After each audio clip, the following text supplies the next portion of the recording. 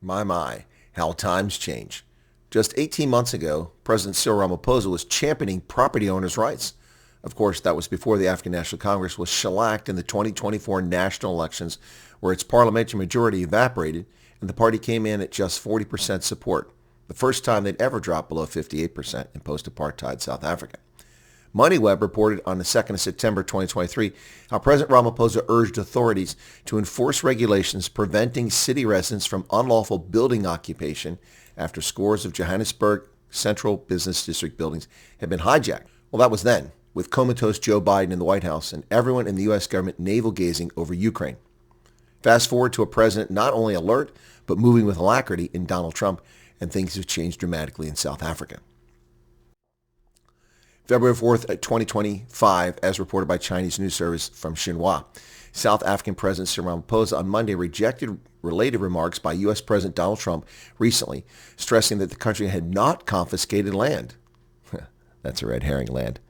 In a statement issued by the South African presidency, the government also dismissed claims that the Expropriation Act was aimed at seizing land. The recently adopted Expropriation Act is not a confiscation instrument, but a constitutionally mandated legal process that ensures public access to land in an equitable and just manner as guided by the Constitution, according to the statement from the presidency. Yeah, except it's not. The Constitution already allows for expropriation with compensation in Section 25, and it's quite clear that it must be for a public purpose, in the public interest, and it must be with just and equitable compensation. Pretty simple. Now, at first, it was denial that, as that right there says, it's not about taking land, or that Trump was misinformed. Then it was AfriForum and Solidarity's fault for visiting Washington, not the ANC's antagonistic behavior. But they consistently insulted Trump and America, but they didn't see that. Then came the efforts to distract, with claims that no confiscation had taken place. Well, of course not. The ink was still wet on the law. It hadn't even dried. There were no confiscations, but they're coming. Or that was just simply outright false statements, like Foreign Minister Ronnie Lamola claiming the U.S. has expropriation without compensation. Sadly for Minister Lamola, he's misinformed. The Fifth Amendment expressly forbids expropriation without compensation. Then the ratcheting up and name-calling by senior South African politicians who called Trump and America racist, all because Trump decided to stop giving foreign aid to the entire world on January 20th, 2025. South Africa was not singled out, at least not initially, until their behavior put them on the radar. So Trump got it wrong. He was mistaken. Or he is racist or interfering in the sovereignty of South Africa? That's odd, since it is America's money, and whom they give it to or do not give it to is an American sovereignty issue, not a matter for Pretoria. However, now, after weeks of claiming EWC, expropriation without compensation, would not be used to confiscate land, President Cyril Ramaphosa has called for the full implementation of the controversial Expropriation Act, which will be enforced as a key tool to reclaim hijacked or abandoned buildings in the city of Johannesburg to address urban decay.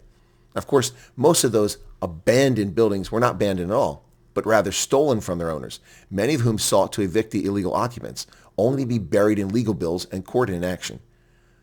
The latter prevented them from removing the criminal occupants by laws suddenly enforced to protect thieves. Now the South African government, which swore there was no confiscation, will confiscate these buildings for themselves. It's a nice racket if you can get it, eh? And on top of that, South Africa's ambassador to the U.S., Ibrahim Rasool, an America-hating, Trump-hating, anti-white, anti-Christian from the Western Cape, let it all hang out in a Zoom session on Friday, the 14th of March, 2025, calling Trump the leader of a global white supremacist movement and America racist. Now, I suppose the ANC will tell the world this time that Trump just misheard what was said. Rasool loves America, and the ANC will not confiscate abandoned buildings.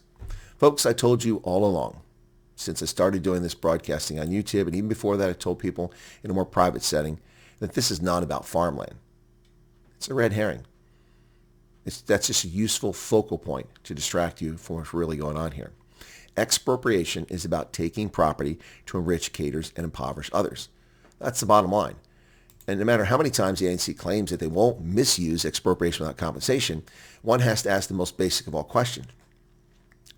If you're not going to misuse it, if you're not going to use it, then why do you have it? Your Constitution, promulgated by a majority black population in 1996, already allows for expropriation in the public interest for the public good with compensation.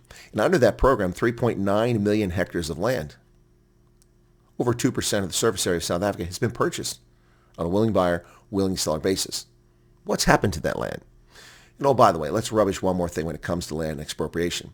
South Africa has 114 million hectares of land, 93 million of them according to the 2017 land audit, which is something that they're frequently referring to now, but misleading the public. 93 million hectares of that in 2017 were privately owned. That means 21% of the surface area of South Africa was owned by the government of South Africa. So who are the largest landowners as a group beyond that? Is it the state? No, it's not. It is, in fact, in 2017, white folks.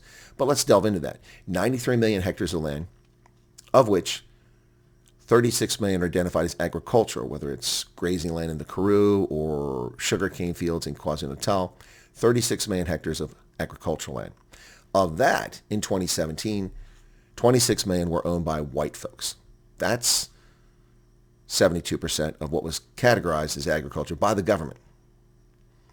So that's where the 72% figure comes from. But when you look at the total holdings, not simply agriculture, of land owned by South Africans, whites owned just 29% of all the publicly available land, 93 million hectares. And if you look at the total surface area of South Africa, when you consider the government of South Africa owns 21%, white South Africans in 2017 owned just 23% of the land. Where's all this stolen land? Now, it can be no denying that the white South Africans had the best agricultural land, and in no small measure because white South Africans in many cases developed marginal or substandard land to make it productive through irrigation, modern farming techniques, and so on. So that was 2017. Here we are in 2025 without an audit, without an update, with people, black supremacists, white liberals, and politicians running around quoting things that are factually inaccurate. Ronnie Lamola claimed when he spoke to Deutsche Welle that whites owned 80% of the land in South Africa. If that were true, white South Africans would own well over 80 million hectares of land. Of course they don't. That's a lie. It's misleading. It's meant to distract people. But again, it's not about land, folks. It's about political power. Such power should never be in the hands of any government. They will misuse it to harm others. And that's a fact. We're seeing it already. People who own buildings in Johannesburg who tried to evict those who went in illegally, courts took no action or were slow rolling it. And then when they tried to evict them, they were prevented from doing so because the law doesn't let them do so. And now, after their property having been stolen or taken away from them and run by gangsters and others or illegal squatters, the government intends to confiscate the buildings with no compensation to the owners. Yeah, but Trump was wrong.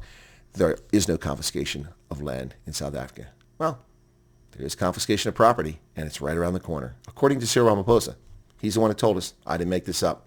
You don't have to trust me. Take Cyril's word for it. What say you, South Africa? What say you, world? Cheers.